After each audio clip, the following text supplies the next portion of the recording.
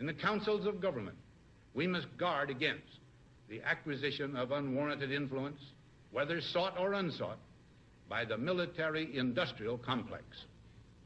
The potential for the disastrous rise of misplaced power exists and will persist.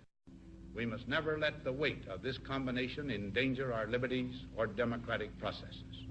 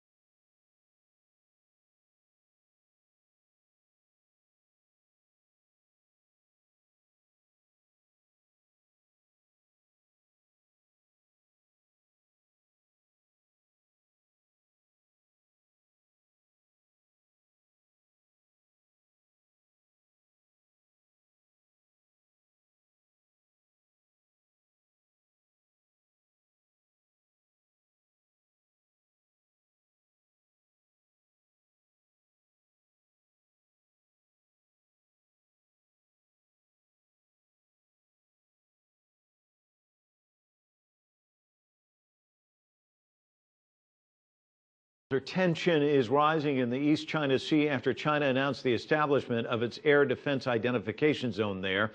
The U.S. and Japan issued strong statements of concern over the issue, and on Tuesday, the United States confirmed that it flew 2 B-52 bombers over China's newly established air defense zone, as well as the disputed Diaoyu Islands. U.S. State Department spokesperson Jen Psaki on Tuesday expressed U.S. concern over the issue. When asked about whether the United States' action should be viewed as counter-provocation, Psaki refused to comment. We have made this case to China. Assistant Secretary Russell raised U.S. concerns with the ambassador on November 23rd. Ambassador Locke also reiterated our concerns in Beijing. And we have urged the Chinese to exercise caution and restraint. We're also consulting with Japan and other affected parties throughout the region. These flights were absolutely necessary. They shouldn't be viewed as a counter-provocation. Again, I don't have any specific comment on them. The Department of Defense has commented on them, and obviously we'll look more closely at actions as they continue. According to the Pentagon, the planes followed normal procedures and were unarmed. The flight was part of a regular exercise in the area. Both planes returned to Guam. So far, there is no response from China. Now let's take a look at the China Air Defense Identification Zone. It was established on Saturday. According to a statement from the Defense Ministry, all aircraft flying in the zone must report their flight plans to China's Foreign Ministry and the Civil Aviation Administration. If an aircraft does not supply its flight plan, China's Air Force will take emergency defensive measures in response. The U.S. had previously said it would not abide by the Chinese-imposed zone.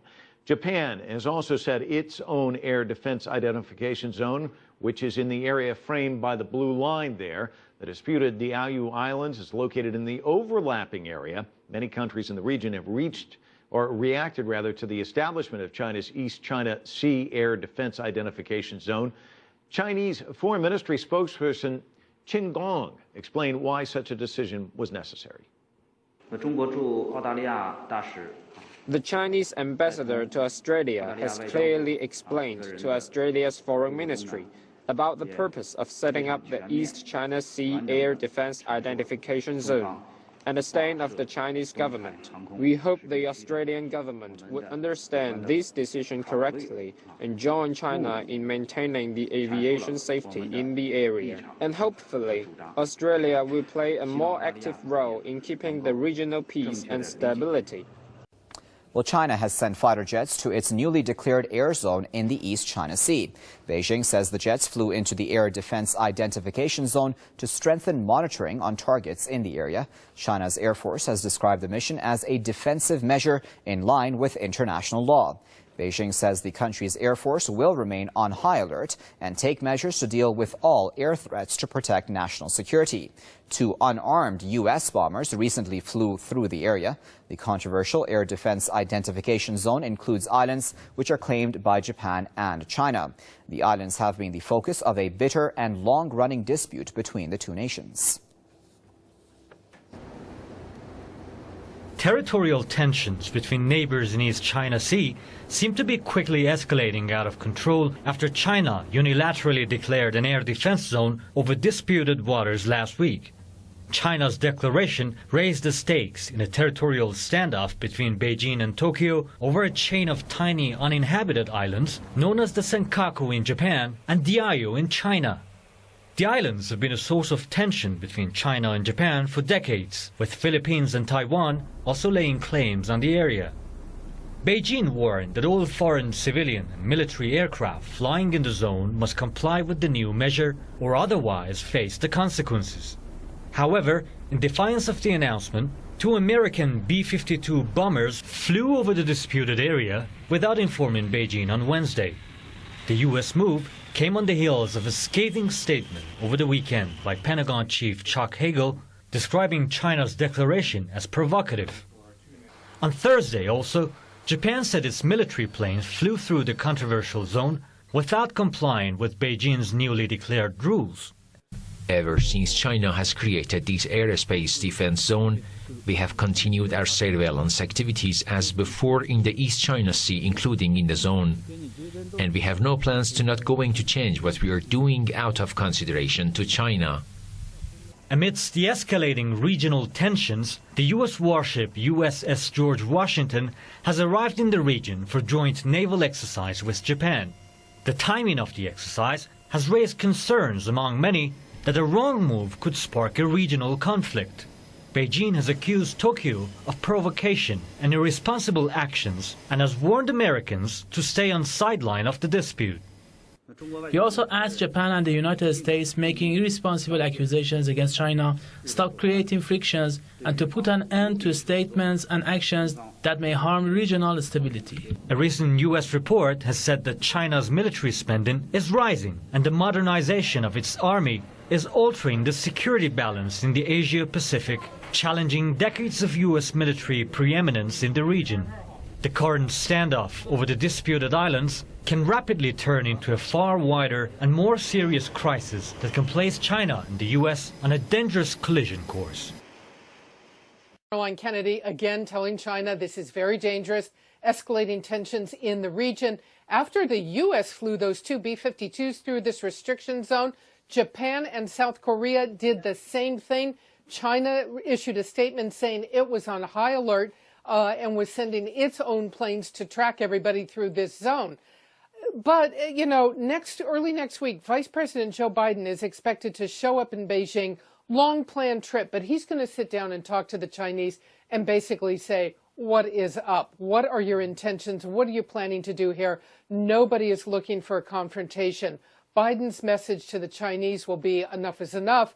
Let's make sure nothing sort of gets out of control with all of this. And as you pointed out, even as we speak, there is a major U.S.-Japanese military exercise going on off the coast of Okinawa.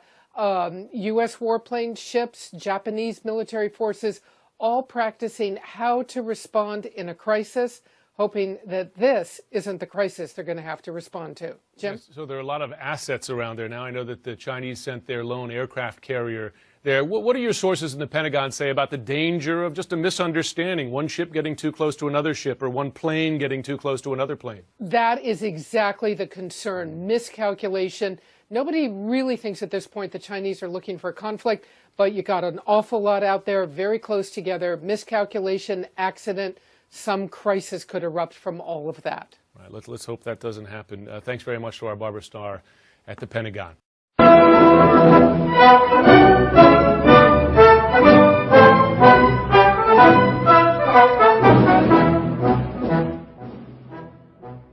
China has sent a surveillance ship to Hawaiian waters for the very first time in an unprecedented move. which is being described as a form of retaliation for what Beijing considers the provocative naval exercises that the United States recently conducted in the Yellow Sea.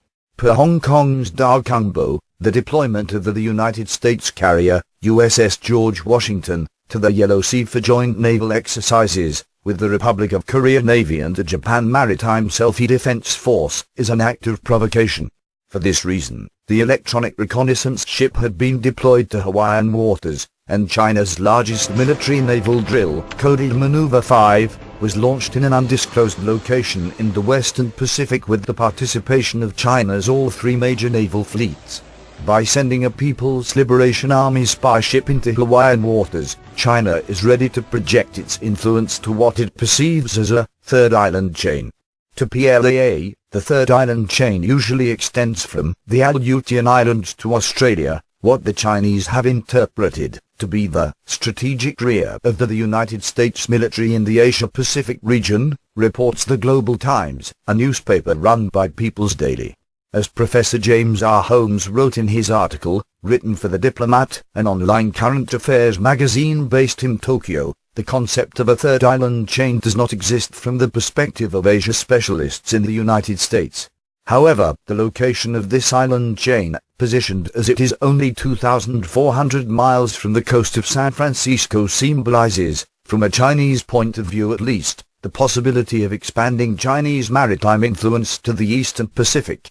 The development is unprecedented, because China has never sent a ship within the United States exclusive economic zone called EEZ, although the United States has emptied the Chinese EEZ on numerous occasions for decades.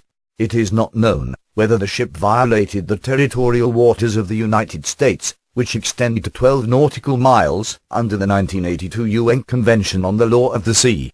The fact that the ship got within 2,400 miles of San Francisco represents a potential for offensive actions against the United States by the Chinese military. The displacement of Chinese electronic reconnaissance ships is between 500 and 4,000 tons, and they are equipped with a radio receiver, a radar receiver, a signal analyzer, and even electronic jamming equipment. The appearance of Chinese electronic reconnaissance ship in Hawaiian waters was posited as proof that China is able to conduct intelligence operations within the territorial waters of the United States, purportedly showing that the largest naval base in the Pacific is no longer safe from a potential Chinese naval attack.